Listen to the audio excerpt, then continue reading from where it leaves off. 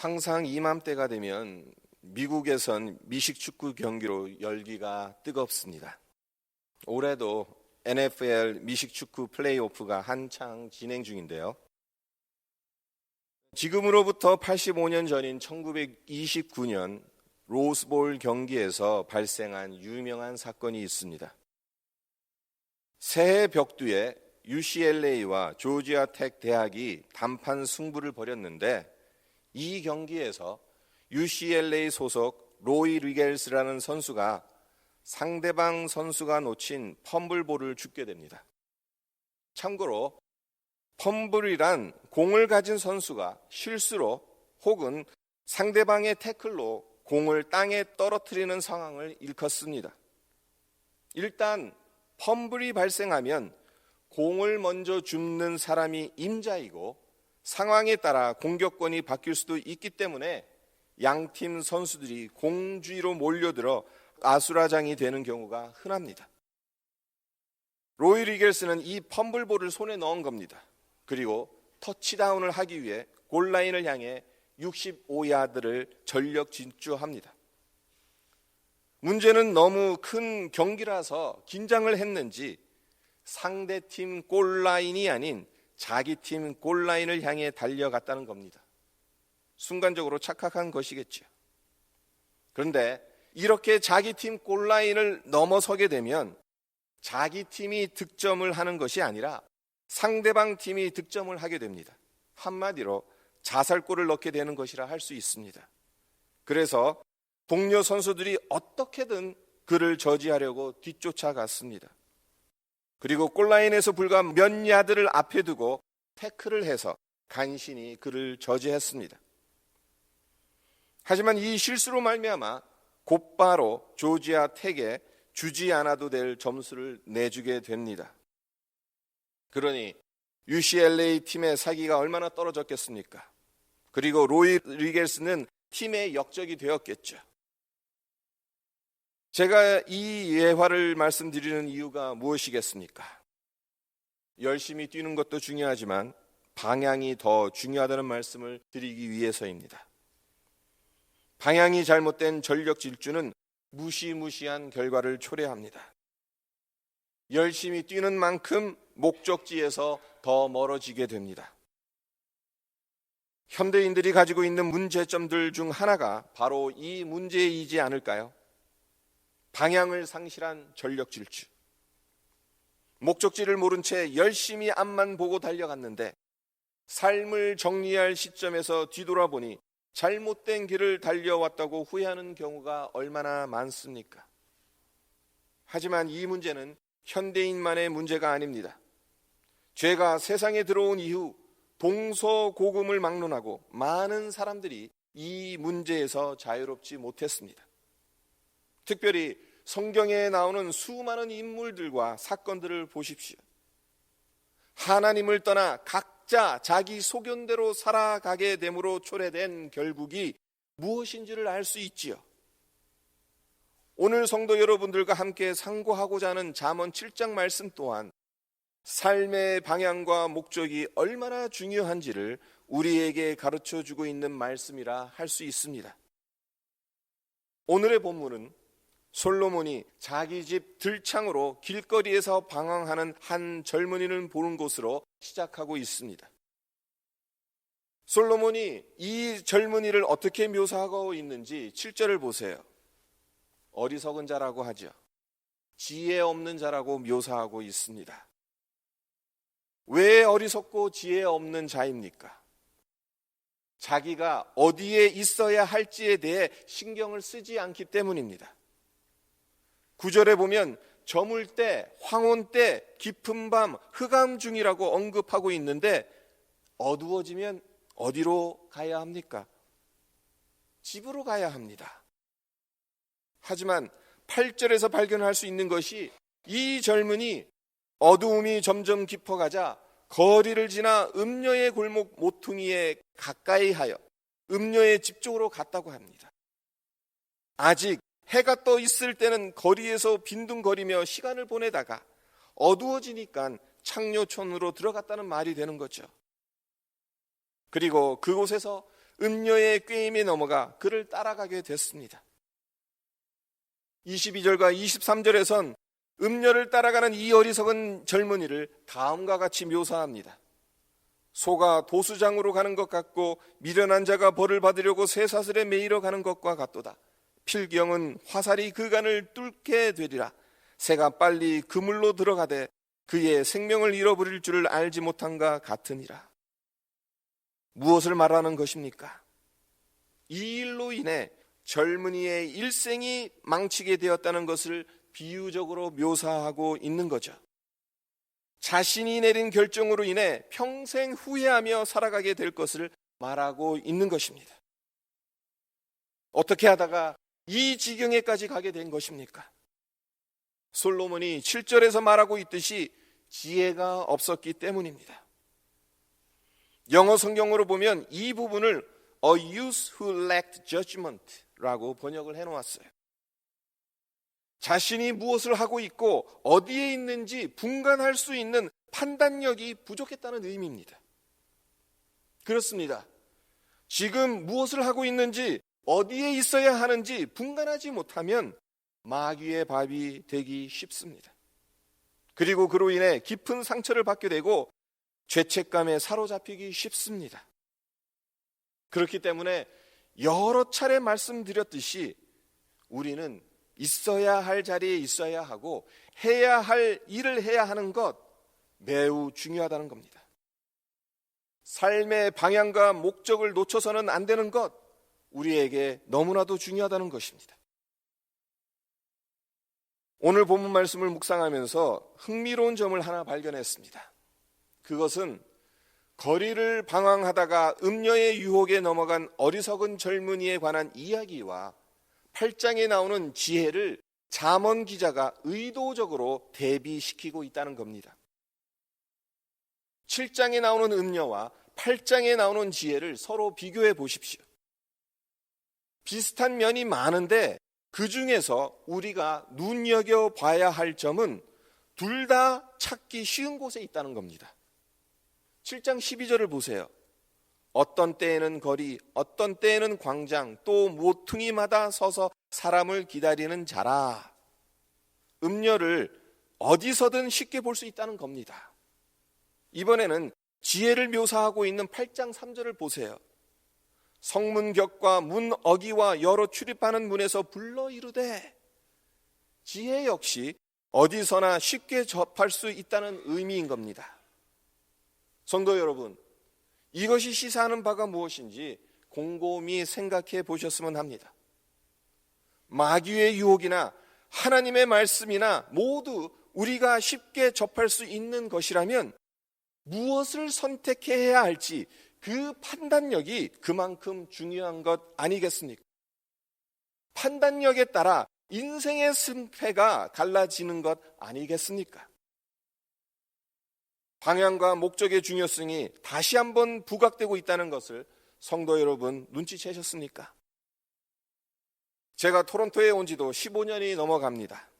이 정도면 고참은 아니더라도 중참은 되는 것 같은데 토론토에 온 지 얼마 안 되었을 때 있었던 일입니다. 한국에서 손님이 와서 나야가라 폭포를 가게 되었어요.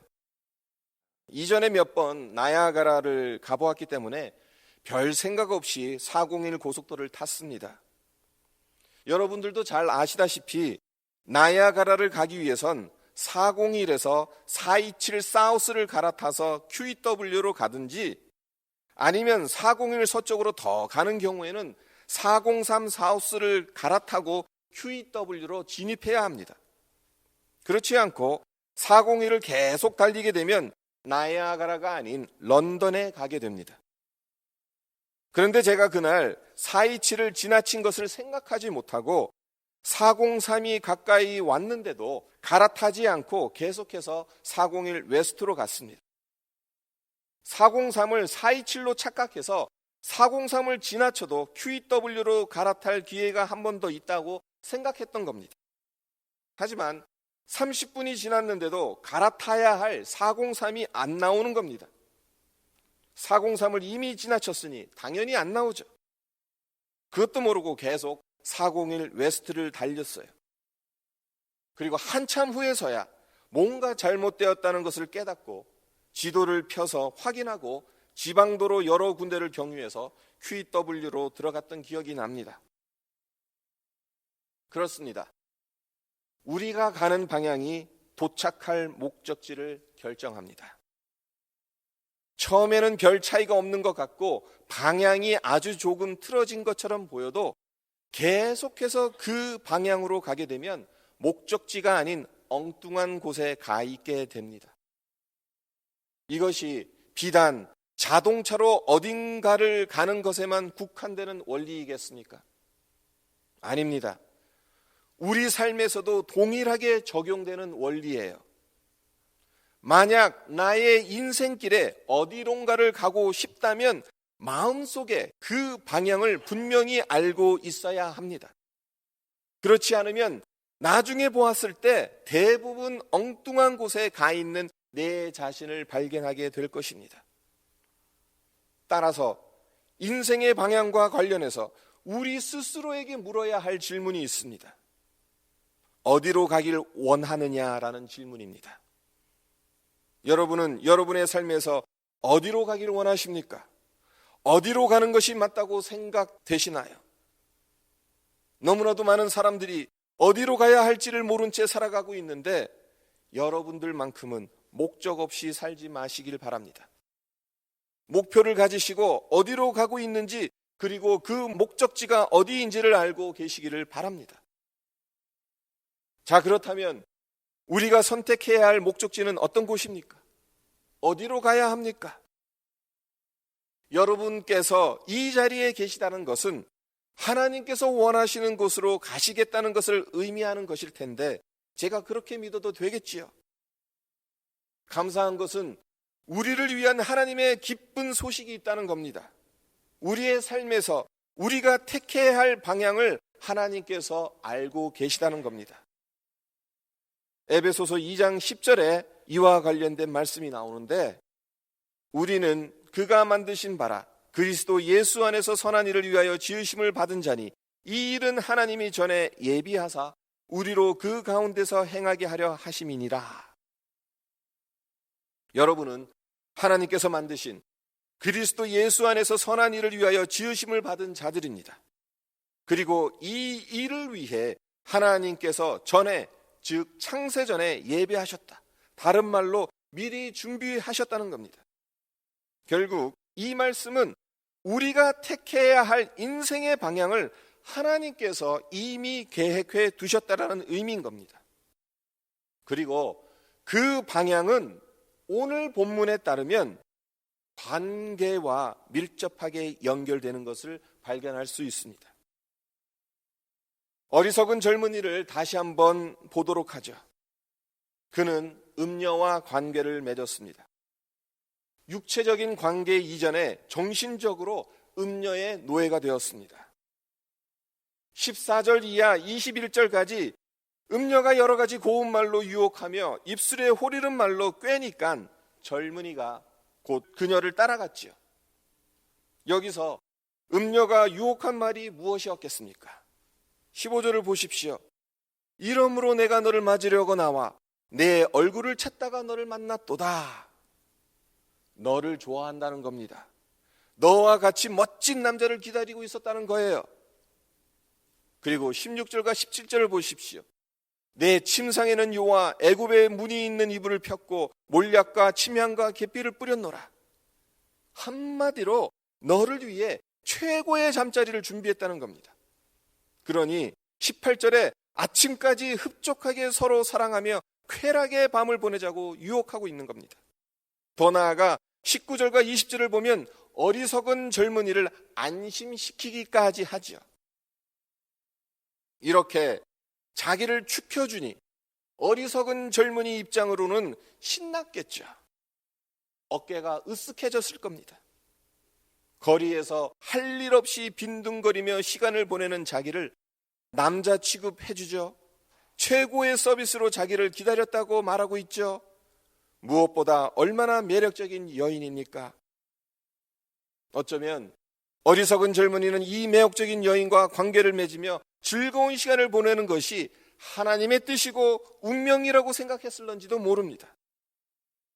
하지만 이렇게 맺은 관계로 인해 삶의 방향이 어디로 향하게 되었습니까? 도살장입니다. 쇠사슬에 매이는 것입니다. 그물입니다. 생명을 잃어버리는 것입니다. 이와 반면에 8장 1절에서 6절에 소개되는 지혜는 어떻습니까? 앞서 말씀드린 것처럼 지혜 역시 거리에서 소리를 높이고 손을 흔들기 때문에 찾기 쉽습니다. 음료와 마찬가지로 우리가 찾고 구하기만 하면 얼마든지 쉽게 만날 수 있는 것이 지혜입니다. 야고보서 1장 5절에서도 분명히 말씀하시잖아요. 너희 중에 누구든지 지혜가 부족하거든 모든 사람에게 후히 주시고 꾸짖지 아니하시는 하나님께 구하라. 그리하면 주시리라.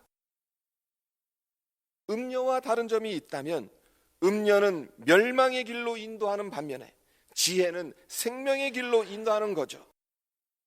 따라서 우리는 지혜의 근본 되시는 주님과 친밀한 관계를 맺어야 하는 겁니다. 8장 6절에서 너희는 들을지어다 내가 가장 선한 것을 말하리라고 말씀하고 있듯이 가장 선한 것을 말씀하시는 하나님의 말씀을 귀 기울여 들어야 합니다. 우리의 삶을 통찰하시는 하나님의 지혜를 하나님께 구해야 합니다. 그래야 우리의 삶을 올바르게 계획하는 데 필요한 지혜를 얻을 수 있는 겁니다. 네, 우리 자신에게 초점을 맞추고서는 우리 인생의 목적지에 도달할 수 없습니다. 우리를 만드신 하나님과 시작하고 하나님께 초점을 맞춰야 방향을 잃어버리지 않고 갈 수 있습니다. 우리는 하나님에 의해서 하나님을 위해서 창조되어진 자들입니다. 오직 하나님 안에서만 우리의 근원과 정체성 그리고 의미와 목적, 하늘의 뜻을 발견할 수 있습니다. 주님 외에 다른 모든 길은 우리를 막다른 길, 죽음의 길로 인도할 뿐입니다. 사도 바울은 어느 누구보다도 이 사실을 분명히 믿었던 사람이었습니다. 그래서 빌립보서 3장 13절과 14절에서 확신에 찬 목소리로 말합니다. 형제들아, 나는 아직 내가 잡은 줄로 여기지 아니하고 오직 한 일, 즉 뒤에 있는 것은 잊어버리고 앞에 있는 것을 잡으려고 표대를 향하여 그리스도 예수 안에서 하나님이 위에서 부르신 부름의 상을 위하여 달려가노라. 바울에게는 확신이 있었습니다. 그의 인생에서 다른 어떤 것도 하나님께서 그의 삶을 위해 준비해 두신 것과 비교할 수 없다는 것을. 그래서 뒤에 있는 것은 잊어버리고 앞에 있는 것을 잡으려고 표대를 향해 달려갈 수 있었습니다. 우리 역시 바울과 같이 우리 마음의 표대를 분명히 정한다면 그 목표에 정진하려는 우리의 다짐을 방해하는 그 어떤 관계나 행동들을 잘라낼 수 있을 겁니다. 다시 한번 말씀드립니다. 우리가 가는 방향이 도착할 목적지를 결정합니다. 그리고 하나님은 이미 우리의 삶을 위한 최고의 방향을 설정해 놓으셨습니다. 말씀을 맺기 전에 실제적인 질문을 여러분들에게 드리고 싶습니다. 만약 우리가 잘못된 결정을 내린다면 어떻게 되냐는 겁니다. 내 계획 안에 하나님이 포함되어 있지 않다면 어떻게 되냐는 겁니다. 계획한 것이 뒤죽박죽되어서 고칠 수 있는 방법이 보이지 않는다면 어떻게 해야 하냐는 겁니다. 이사야 44장 21절과 22절을 읽어드리겠습니다.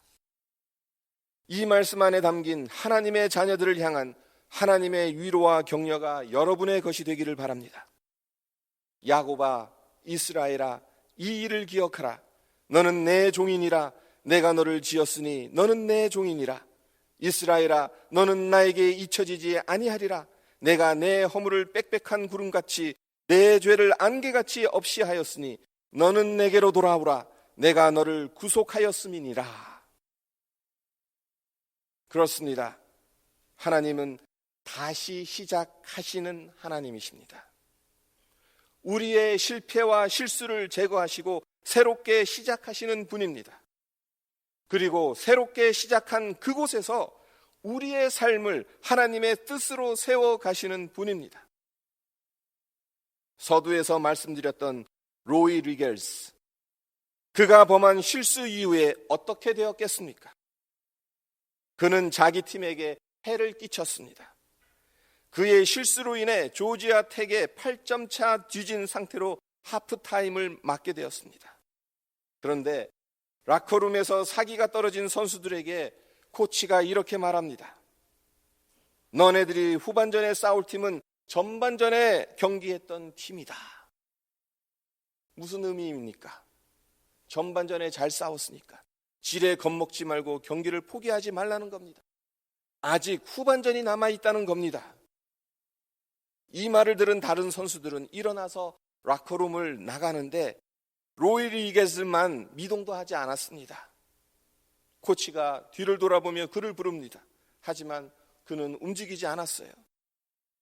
그러자 코치가 그에게로 다가가서 말합니다. 내 말 듣지 못했니? 전반전에 싸웠던 팀과 후반전에 똑같이 싸운다는 것을. 로이가 코치를 쳐다보며 눈물을 흘리기 시작합니다. 코치님, 전 할 수 없어요.